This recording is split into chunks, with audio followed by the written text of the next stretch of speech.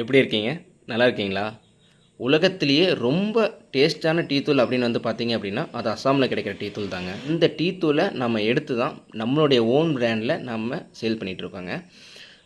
பக்கத்தில கிடைக்கிற ஊட்டி, மூணார் இந்த மாரி எந்த டீ தூளுமே உள்ள பிளெண்ட் பண்ணுறது கிடையாது. பியூர் அஸ்ஸாம் டீ தூள் மட்டும் தான் நம்ம சேல் பண்ணுறோம். நம்மளோட பிராண்ட் வந்து பார்த்தீங்க அப்படின்னா, brew the best best tea. இதில தான் நம்ம சேல் பண்ணிகிட்ருக்கோங்க.